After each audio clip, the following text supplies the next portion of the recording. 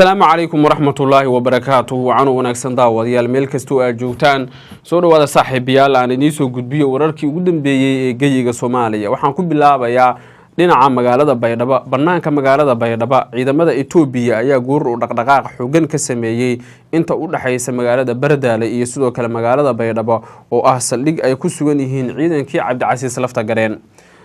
tangiyada iyo sidoo kale gaadiidka dagaalka ciidamada Itoobiya ayaa goordhow ka baxay magaalada Baydhabo iyagoo u jihaystay dhinaca deegaanada aan soo carabaabay halkaas oo la filayo in ciidanka Cabdicasiis Lafta Gareen ay mar kale weerar ku qaadaan magaalada Baydhabo lama oga in ciidamada Itoobiya ay toos ugu biireen gulufka dagaal ee ka dhanka ah ciidanka dawladda federaalka ah ee Soomaaliya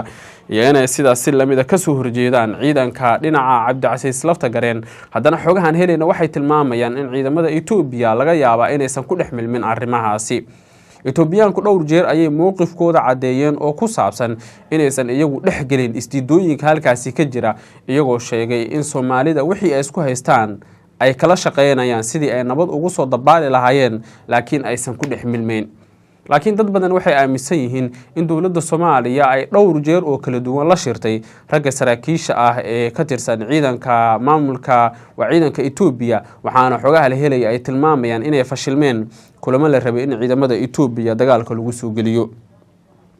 waxay wararka iyo macluumaadka inta ku darayaan in bilihii la soo dhaafay ay 4 jeer oo kala duwan ciidamada Itoobiya dhaqdhaqaaq ka sameeyeen banaanka magaalada Baydhabo gaar ahaan Awdiinle iyo Daynuna inta u dhaxaysa kuwana ay la mid yihiin kuwii hore ay dhaqdhaqaaqa u sameeyeen jireen oo ay tahay wax caadi ah dhaqdhaqaaqyada noocaana in la arko sida uu sheegay mid ka mid ah xubnaha ugu waaweyn ee ciidanka saraakiisha ciidamada Itoobiya ee sektarka koowaad ee magaalada Baydhabo ku sugan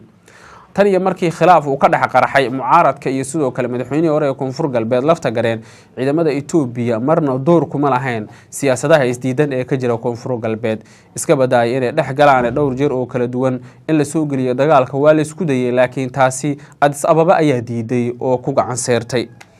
hadda waxaa jira aragti la xiriirta in xilligan loo baahan yahay in la qaadi karo tallaabooyin dheeraad ah oo ciidamada Itoobiya ay xiisada ku soo afjari karaan laakiin door noocaas uma furna sida uu goordhow ii sheegay mid ka mid ah ragga saraakiisha ah ee ciidanka Koonfur Galbeed ee ku sugan aaga magaalada Daynunay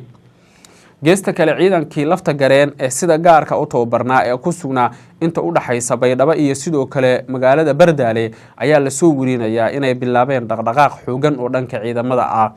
qaybaha kala duwan ee ciidamadaasi waxaa la sheegay in dhowr jeer oo kala duwan ay fariisimo ka sameysteen deegaanada lagu yiqiinay maahe deegaano kale tan oo loo arko istiraatiijiyad casri ah waxay wararku inta ku darayaan in ciidamadaasi ay feejignaan dheeraad ku jiraan oo ay waliba iska ilaalinayaan in la shirqoolo ama in dusha laga basaaso maadaama Turkidu xilligan ay toos faraha ugu jiraan arrimaha amniga gaar ahaan xiisada magaalada Baydhabo ama gobolka Baay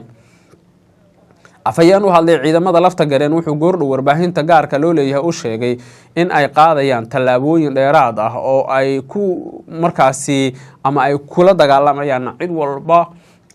oo ay u arkaan inay tan caqabad ku tahay isla markaana ay si isku mid oo la dagaalami doonaan dawladda Soomaaliya kuwii ku duulay magaalada Baydhabo iyo sidoo kale xataa ciidamada Turkida oo uu sheegay in dowr ay ka qaadanayaan sidii ay xiisadu cirka iskugu sii shareeri lahayd laakiin si walba ha ahaatay xiisada hadda ka taagan gobolka Baay dad badan waxay aaminsan yihiin in xalkeedu uu ku jiro wada hadal oo aysan cid kale ka awood badnayn taa bedelkeedana loo baahan yahay baa la yiri in xal waara laga gaaro sidii xiisada loo soo afjari lahaa isla markaana loo soo gabagabeyn lahaa sida ay macluumaadku tilmaamayaan